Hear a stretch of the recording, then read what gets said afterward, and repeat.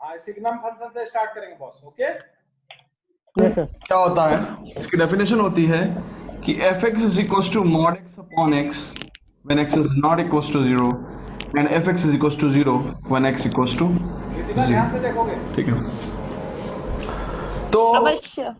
क्योंकि मॉड आ गया तो इसलिए हम फंक्शन की डेफिनेशन को फिर से ब्रेक कर रहे हैं। हम कह रहे हैं कि जब मॉड एक्स है ना, x greater than equal to zero के लिए पॉजिटिव होता है, तो for x greater than equal to zero के लिए मॉड एक्स की जगह एक्स आ जाएगा और upon x that means is equals to 1 है ना। For x equal to zero के लिए तो जीरो।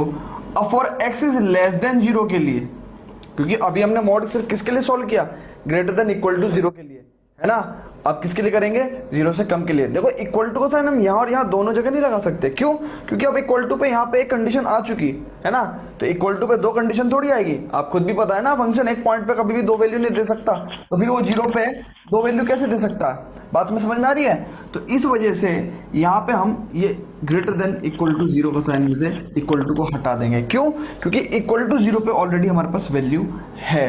ठीक है, तो अब x is less than zero के लिए हम यहाँ क्या लिखेंगे, minus x upon x that is equal to -1। तो बेसिकली फंक्शन की जो डेफिनेशन आ गई वो इसकी इससे मतलब रीराइट करके ये डेफिनेशन आ गई। तो बेसिकली अगर हम ध्यान से देखें तो ये फंक्शन की डेफिनेशन और ये डेफिनेशन दोनों बात एक ही है, ठीक है ना। तो this is called a signum function. NCERT में सिग्नम फंक्शन को डायरेक्टली ऐसे लिखा हुआ उन्होंने, है ना, but basically the signum function is that. तो ग्राफ प्लॉट करेंगे। अब जब ग्राफ प्लॉट करेंगे तो क्या होगा, along this axis we take the values of x है ना, and along this axis we take values of f dash sorry F x है ना। तो यहाँ पे हम वैल्यूज ऑफ एक्स लेते हैं, उधर हम वैल्यूज ऑफ एफ एक्स लेते हैं, है ना। तो basically we can say that y is equals to f x, है ना। तो x इक्वल टू जीरो पे एफ एक्स की वैल्यू कितनी है, जीरो ही है ना। बट x जैसे ही जीरो से बड़ा होगा, यानी कि जीरो से बड़ा, यानी कि इनमें से कोई भी वैल्यू लेगा, एफ एक्स की वैल्यू क्या हो जाएगी, 1 हो जाएगी। तो लेट्स से दिस इज 1 है ना। तो बट जीरो पे तो वैल्यू इसकी क्या है, जीरो है। जीरो के बाद हर पॉइंट पे वैल्यू 1 रहेगी। तो कुछ इस तरह का ग्राफ आएगा, दिस इज 1 है ना। And if let's say this is -1 है ना, let's say this is sorry let's say this is -1 है ना। तो कह रहा है कि x जैसे जीरो से कम होगा एफ एक्स हमेशा -0,1 रहेगा। तो basically x greater than zero के बाद भी ये एक कांस्टेंट फंक्शन है, लेस देन जीरो के लिए भी एक कांस्टेंट फंक्शन है, इक्वल टू जीरो के लिए भी एक कांस्टेंट फंक्शन है। ये कांस्टेंट फंक्शन है नहीं, बट व्हेन जब x is greater than zero होगा तो हमेशा क्या होगा, 1 ही रहेगा। When x is less than zero रहेगा वो हमेशा -1 रहेगा। तो इसलिए कांस्टेंट फंक्शन हो गया है ना। हालांकि ये फंक्शन क्या है, सिग्नम फंक्शन है। तो इस तरह का इसका ग्राफ बनता है। इसकी डोमेन की बात करेंगे तो डोमेन में तो आप कुछ भी रख लो, यानी कि any real number is the domain of this signum function, ठीक है ना। रेंज की बात करेंगे तो ये सिर्फ रेंज में 3 ही एलिमेंट्स देता है, एक तो -1 देता है, 0 देता है और 1 देता है। So this is our signum function. Now real functions की कैटेगरी में जो अभी हम पढ़ रहे हैं उसमें हम एक और फंक्शन पढ़ेंगे, that is called as greatest integer function, ठीक है ना। इसके अलावा भी दो real function, that is exponential function and logarithmic function, है ना। इसके अलावा भी ट्रिग्नोमेट्रिक फंक्शन, बहुत सारे फंक्शन होते हैं ना, बट ट्रिग्नोमेट्रिक फंक्शंस को तो हम ट्रिग्नोमेट्री में ही पढ़ेंगे, ठीक है ना। इनवर्स ट्रिग्नोमेट्रिक फंक्शन को भी हम इनवर्स ट्रिग्नोमेट्रिक फंक्शन वाले चैप्टर में पढ़ेंगे। उसके अलावा बचते हैं एक्सपोनेंशियल एंड लॉगरिथमिक फंक्शन, उसको हम 12th क्लास में चैप्टर 5 में पढ़ेंगे, है ना। वहां पे उसको इंट्रोड्यूस किया गया है। तो अनटिल अनलेस मतलब हम जो है जब, क्योंकि 11th क्लास में उसका जिक्र नहीं है, तो we will not correlate that topic in 11th class, है ना। तो हम उसको 12th क्लास में ही चैप्टर 5 में एक्सपोनेंशियल एंड लॉगरिथमिक फंक्शन वाली एक्सरसाइज में पढ़ेंगे, ठीक है ना। तो स्टूडेंट्स बढ़ते हैं अपने नेक्स्ट फंक्शन पे, that is greatest integer function. Before that students pause the video, note it down. बात करते हैं ग्रेटेस्ट इंटीजर फंक्शन की, ग्रेटेस्ट इंटीजर फंक्शन की। This function is also called as GIF function. कह रहा है क्या है ये फंक्शन, f x is equal to bracket x, ठीक है, square bracket x, GIF x, है ना, बॉक्स एक्स, कुछ भी पढ़ लो।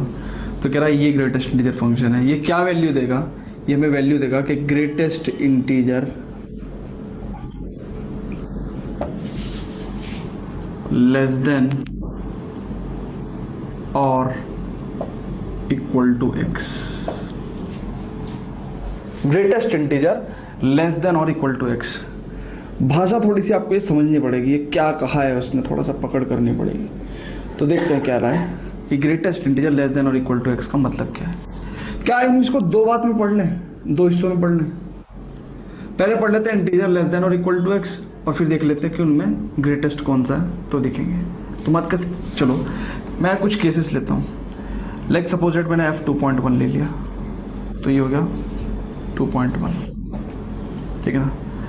यहाँ पे x की वैल्यू क्या ली गई हमने, 2.1 ली। लेट्स सपोज डेट x को हमने 3.9 ले लिया, लेट्स x को हमने ले लिया -2.3 ले लिया, ठीक है। लेट से x इक्वल टू 5.6 ले लिया, ठीक है, ओके।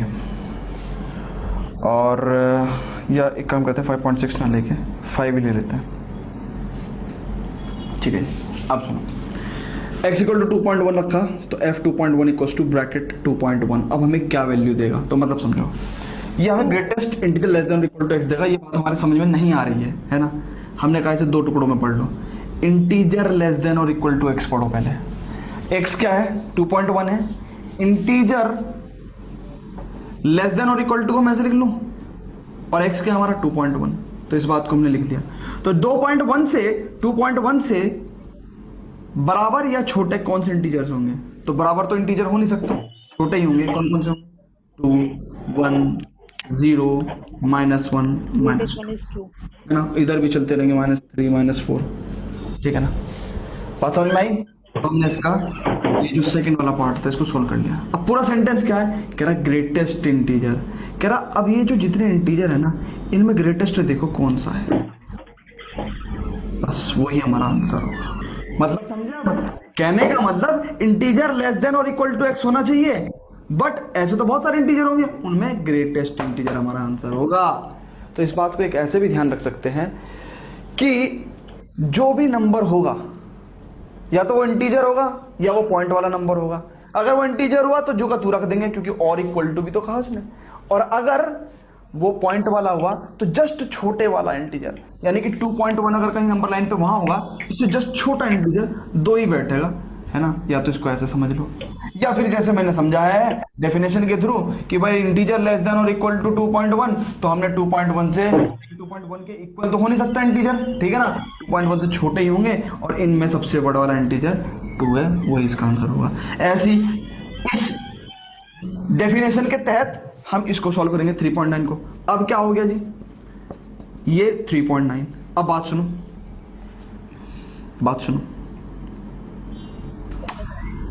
अब हमारे पास x क्या है, 3.9 है। आंसर हमें क्या मिलेगा, ग्रेटेस्ट इंटीजर लेस देन और इक्वल टू x। तो बेसिकली पहले मैं क्या लिख लूं, इंटीजर लेस देन और इक्वल टू x मतलब 3.9। अब 3.9 के तो इक्वल हो नहीं सकता इंटीजर, उसमें क्या कहा, लेस देन और इक्वल टू, तो इक्वल टू तो हो नहीं सकता, तो और में क्या आएगा, लेस देन आएंगे, यानी कि 3, 2, 1, 0, -1, -2, और इन सब में ग्रेटेस्ट इंटीजर 3। मेरा क्वेश्चन की रिलेशन मेरी बात समझ में, या फिर हम इसको ऐसे भी पहले ही बताया, मतलब वैसे दूसरे तरीके से भी लिख सकते हैं कि अगर x इंटीजर हुआ तो जू का तो इंटीजर लिख देंगे, और अगर इंटीजर नहीं हुआ तो पॉइंट वाला नंबर से जस्ट छोटा जो भी इंटीजर बैठेगा उसको लिख देंगे। ऐसे भी लिख सकते हैं, ठीक है। नाउ अब हमारे पास x माइनस में हो गया, तो ब्रैकेट में -2.3।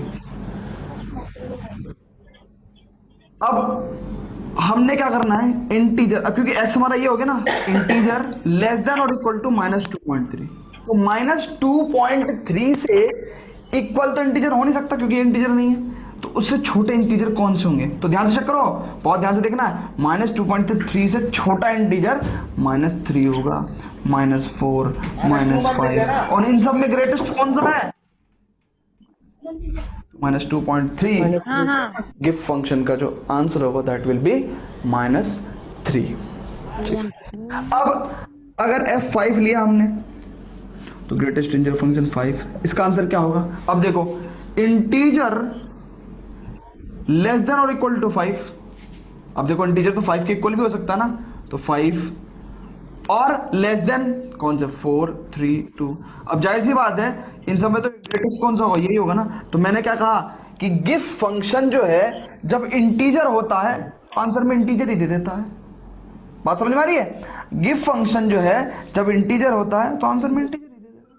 वो तो जब इंटीजर नहीं होता है, पॉइंट में होता है, तब हमें लेस देन वाला केस कंसीडर करते हुए जो ग्रेटेस्ट इंटीजर होता है वो लेना पड़ता है। ठीक है ना?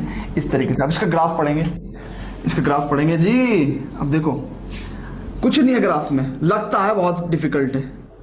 आप एक बार बताओ, ये 0 1 2 3 4 5 6 1 2 3 4 5 6 -1 -2 -3 -4 -5 -6 -1 -2 -3 -4 -5 -6। अब सुनो, 0 से लेके 0.1 0.2 0.3 0.9 तक ग्रेटेस्ट इंटीजर फंक्शन आपको क्या देगा? आप चेक कर लो यार। अगर आप 0.1 लो चाहे 0.9 लो तो ग्रेटेस्ट इंटीजर फंक्शन आपको क्या देगा? अरे 0.9 तो जस्ट छोटा इंटीजर 0। तो यानी कि यहां से लेके यहां तक एक ही वैल्यू आपको देता रहेगा। तो 0 पे 0 देगा, इसलिए हमने नॉड लिया, नॉड बोलते हैं इसको, है ना, नॉड लिया, क्योंकि 0 पे वैल्यू 0 होगी।